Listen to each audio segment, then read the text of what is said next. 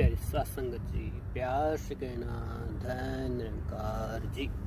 प्यारी सत्संगत, आप जी के पावन पवित्र चरणों के अंदर दास का कोटि कोटि धन निरंकार।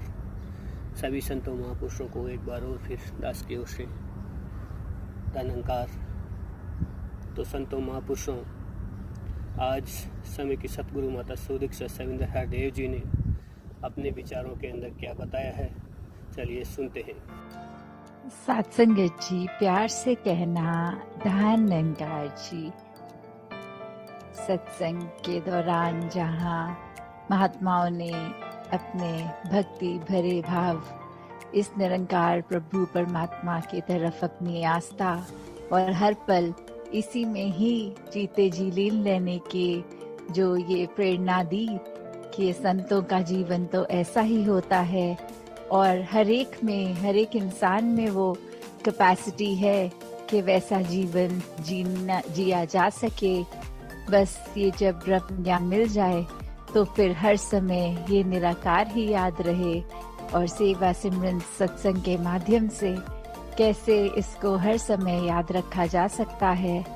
और जैसे दासी के पीछे स्टेज के जो कोटेशन, जैसी दृष्टि वैसी सृष्टि, तो अगर इस बात पे ध्यान दें तो एक अगर देखें तो बात वही जो हर कोई समझाता है कि सामने वाला नज़ारा जो है वो हम उसको उस तरह देख रहे हैं जिस तरह हमारी नज़र है।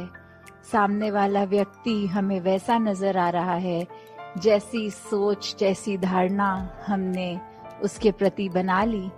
जैसे कहा भी जाता है कि beauty lies in the eyes of the beholder. कैसे हम अगर खुद ही एक अच्छी नजर रखेंगे तो ही हम पूरे संसार को एक बहुत खूबसूरत मानकर देखकर कर सकते हैं। पर अगर इससे एक लेवल डीप और जाया जाए तो अक्सर जो हमारी दृष्टि होती है वो कितनी फ्लॉड होती है, उसमें कितनी कमियां होती हैं। उदाहरण हम सत्संग में भी बहुत बार ये सुन चुके हैं कि अगर कोई दिखता है सड़क के किनारे और नीयत हमारी होती है मदद करने की, तो हम उसको रोड तो क्रॉस करवा देते हैं और बाद में पता लगता है कि उस व्यक्ति को, उस वृद्ध व्यक्ति को तो सड़क क्रॉस ही नहीं करनी थी। तो कैसे चाहे हमने मन में इंटेंशन भी सही रखी, कुछ अच्छा करने का जज्बा भी रखा, पर वो निगाह, वो दृष्टि, वहाँ चूक हो गई। उस व्यक्ति की, सामने वाले व्यक्ति की जरूरत को बिना समझे हमारे हिसाब से उसकी क्या जरूरत है उसको इम्प्लीमेंट करने की कोशिश करी। और वहाँ फिर वही बात, क्योंकि हमें लगा ये नज़ारा ऐसा होना चाहिए, हमने उसको वैसा बनाने की कोशिश करी। तो कैसे अक्सर वो उदाहरण भी सत्संग में बहुत बार सुना कि एक रिफ्लेक्शन में पानी की एक अगर कीमती कोई चीज नजर आए और हम हाथ डाल के उठाएं, वो फिर भी हाथ ना लगे, और उसके बाद अपनी नजर को ऊपर करके देखकर समझ में आना कि वो चीज पानी में नहीं पेड़ पे टंगी है, उसकी सिर्फ परछाई नजर आ रही है और वही हमने हकीकत बना लिया है। कैसे बहुत बार एक किसी के लिए कुछ अच्छा करने की इंटेंशन जहाँ है, वो रिसीवर भी उतना ही इम्पोर्टेंट है जितनी हमारी इंटेंशन। काफी बार तो ऐसा भी होता है कि एक हम हाफ वे किसी की कम्युनिकेशन के बीच में जब जाते हैं, कोई कमरे में दो व्यक्ति अगर बात कर रहे हैं, अब उनकी बात का कॉन्टेक्स्ट हमें पता नहीं, पर हम जैसे ही कमरे में गए हमने कोई एक सेंटेंस सुन लिया या हमारी आंखों ने उस समय कुछ ऐसा विजुअल देख लिया जो लगता है दिमाग को कि ये कुछ गड़बड़ है या कुछ चीज ठीक नहीं लग रही, पर उसके पीछे की एक जो बात है वो हमें पता नहीं होती।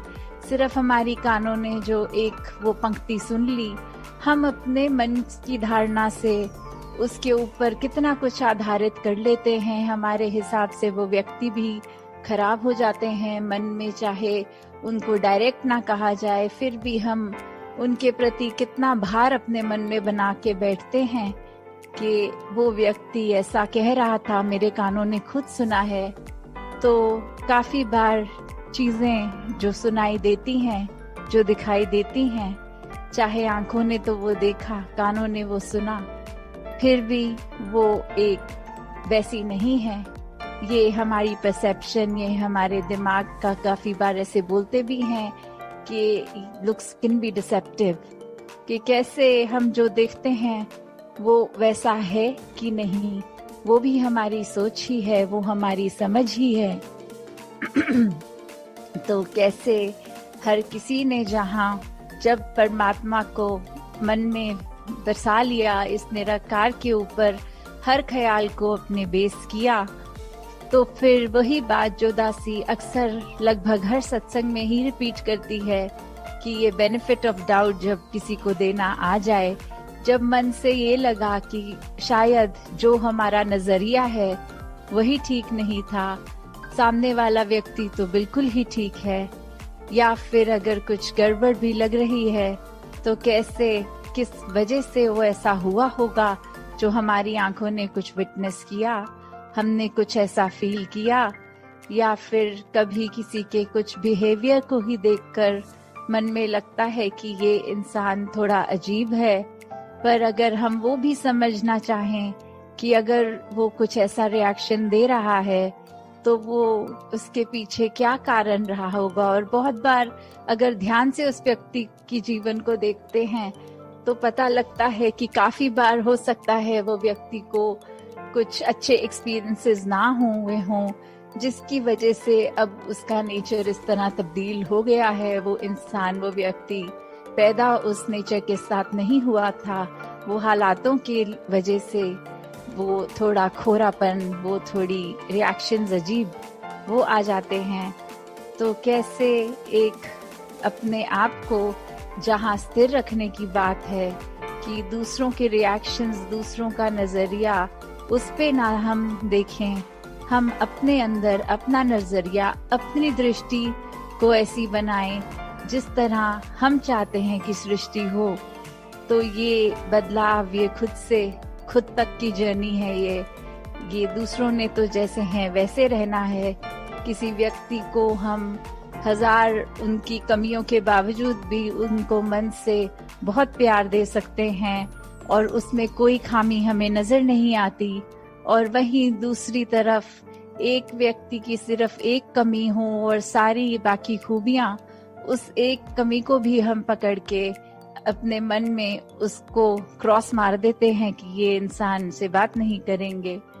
तो कैसे हर समय हम अगर वही बात की जैसी दृष्टि वैसी सृष्टि, बस अपनी दृष्टि अपने नजरिए में जब इस निरंकार को बसा लेते हैं तो हर चीज इतनी प्योर, इतनी पाक वैसी ही दिखती है जैसे इस निरंकार ने हर चीज को ओरिजिनली डिजाइन किया, ओरिजिनली बनाया।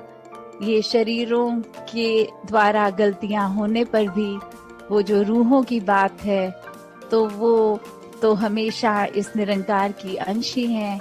कैसे उन पे कोई रंग नहीं चढ़ता, सिर्फ माया का रंग अगर हम कहें तो वो भी एक ह्यूमन एक्सपीरियंस जब इस बॉडी से होता है तो माया का असर वो आता है। तो कैसे हर पल इस निराकार को याद रखने से वो रंग भी अपने आप झटता चला जाता है, और फिर ये रूह इस परमात्मा के साथ मिलकर अपना असली रूप ये जीते जी इस शरीर में भी पॉसिबल हो जाता है। तो दासी और समाना लेके इन्हीं शब्दों से आज्ञा लेगी। साथ संगत जी, ध्यानंकार जी।